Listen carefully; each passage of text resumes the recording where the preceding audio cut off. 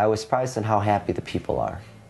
You know, faced with all the adversity from cultural tensions, I guess, and their past, they've come together and they can still seem to enjoy their life. And that, to me, says a lot about the people here in Guatemala.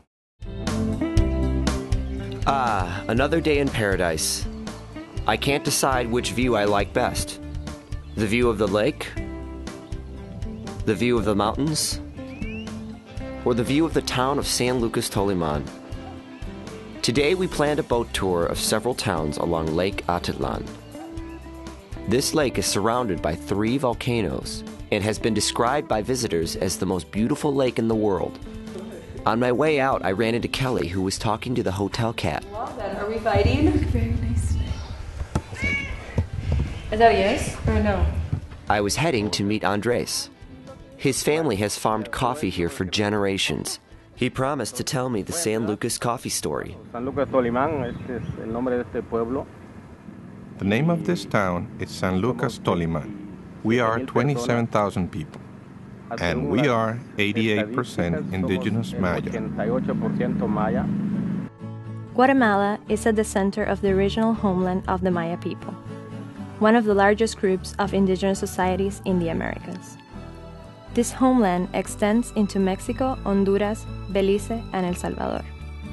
The lowland Mayas to the north developed a sophisticated civilization with a centralized government, advanced mathematics, large cities, and great pyramids.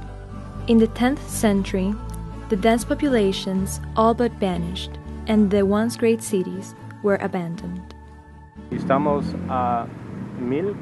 We are 1,500 meters above sea level, and this altitude is really good for the growing and cultivation of coffee. The work that you do around coffee is very, very beautiful.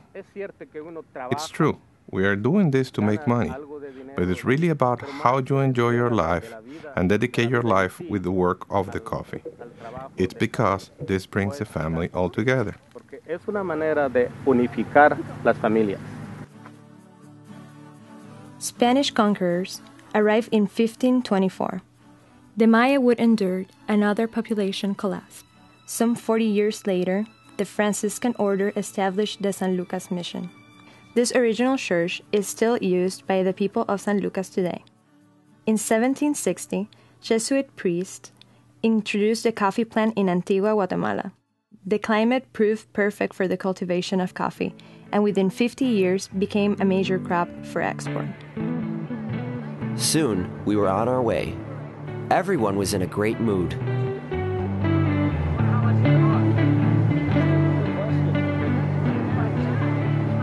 I just felt like, I want this to keep going, and just the rhythm of the boat and just being there without a care in the world. It's amazing. From the houses on the cliffs, it was clear that not everyone in Guatemala is poor. The types I work with are Arabica and Catura.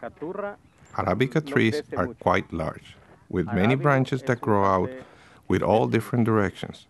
When it comes time to harvest, the dad bends and pulls down the branches with rope so that the kids can pick the coffee.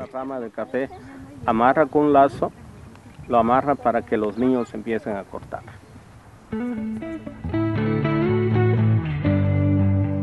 Our first stop was San Antonio, a small but densely packed cluster pushed up the side of a hill above the water.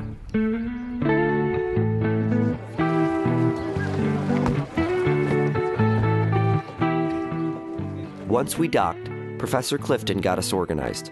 The students were going to gather data for various field assignments. 3 tomatoes.